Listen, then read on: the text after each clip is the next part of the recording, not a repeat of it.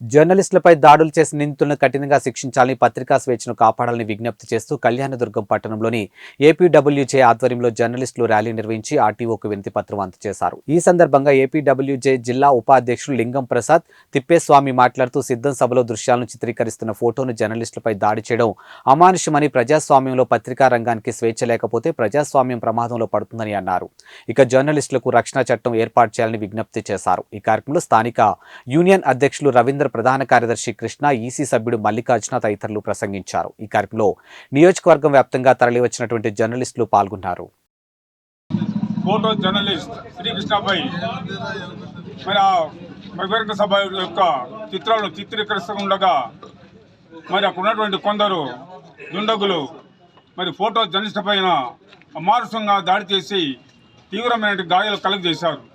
ఈరోజు ఆ గాయపడిన వ్యక్తి ప్రాణాపాయ స్థితిలో హైదరాబాద్లో చికిత్స పొందుతూ ఉన్నారు.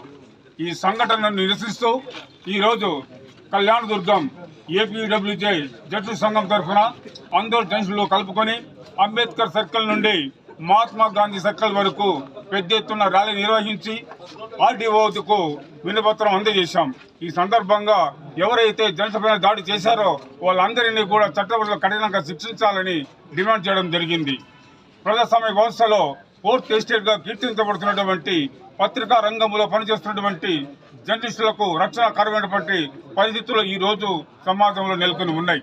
సుప్రీంకోర్టు ఎన్ని ఆదేశాలు ఇచ్చినా, రాజ్యాంగబద్ధంగా మనకు భావ స్వాతంత్ర, ప్రకటన స్వాతంత్రం ఉన్నా కూడా వాటి నేటికి కూడా ఈ రాజకీయ పార్టీలు కానీ దుష్ట శక్తులు కానీ లెక్క చేయకుండా జర్నలిస్టులను దాడి చేస్తున్నారు. నిజానికి ప్రభుత్వానికి, ప్రజలకు వారిగా ఉండి సమస్యలను, పాలకుల సమస్యలను ప్రజల దృష్టికి తీసుకొచ్చి వాటి పరిష్కారానికి కృషి చేసినటువంటి జర్నలిస్టు లేకపోతే ప్రజాస్వామ్యం ప్రమాదంలో పడుతుందని ఈ సందర్భంగా హెచ్చరిస్తున్నాను. అందరి సమస్యలను తనివారు చేసుకొని కేవలం సమాజం కోసం పనిచేసే జర్నలిస్టులను కాపాడుకోకపోతే సమాజం కూడా భవిష్యత్తులో కాపాడేటువంటి వ్యక్తి ఎవరు ఉండరని ఈ సందర్భంగా హెచ్చరిస్తున్నాను. సమాజం కోసం పనిచేసేటువంటి జర్నలిస్టుల ప్రాణాలంటే ఈ ప్రభుత్వాలకు కానీ పాలకులకు కానీ నిర్లక్ష్యమానని ఈ సందర్భంగా ప్రశ్నిస్తున్నాను. సమాజం కోసం పనిచేసే జర్నలిస్టులు కాపాడుకోకపోతే సమాజం కూడా ప్రమాదం పడుతుందని చెప్పేసి ఈ సందర్భంగా హెచ్చరిస్తున్నాను.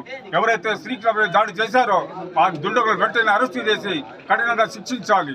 జర్నలిస్టులు వృత్తిపరంగా ఇలాంటి ఇబ్బందులు ఎదుర్కోకుండా ప్రత్యేకమైనటువంటి రక్షణ చట్టం అమలు చేయాలని ప్రభుత్వానికి, పాలక పక్షాలకు నేను డిమాండ్ చేస్తున్నాను. ఫోటోగ్రాఫర్ శ్రీకృష్ణ, తర్వాత TV5 reporter Anil, town reporter వీళ్ళిద్దరి పైన కాపు కాసి వైసీపీ మూక రౌడీలు మన జర్నలిస్టుల పైన కుట్రపూరితంగా వ్యవహరించి దాడి చేశారు.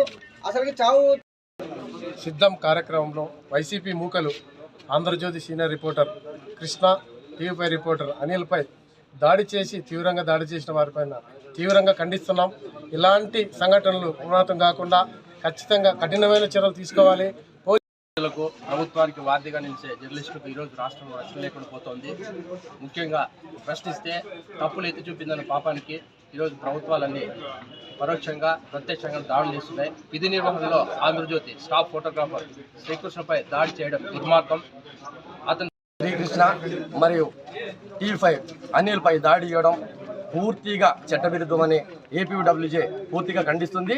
అందులో భాగంగానే ఈరోజు ధర్నా, ర్యాలీ, వినతి పత్రాలు అందజేశాం. అందులో ముఖ్యంగా ఏంటంటే ప్రభుత్వాలు దాడి చేయడం చాలా అమానుషం.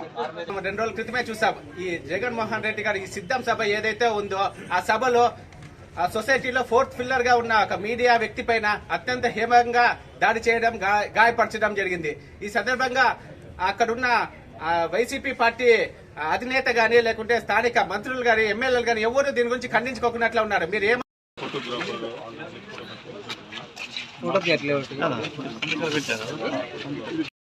మా కళ్యాణంలో ఉండే జర్నలిస్టులు కూడా ఇలాంటి పరిస్థితులు ఎదురు కాకుండా మీరు మా ప్రశ్నలు ఖండించాలని, ఈ నిందితులు ఎవరైతే ఉన్నారో వాళ్ళు కఠినంగా శిక్షించడానికి రక్షించాలని చెప్పి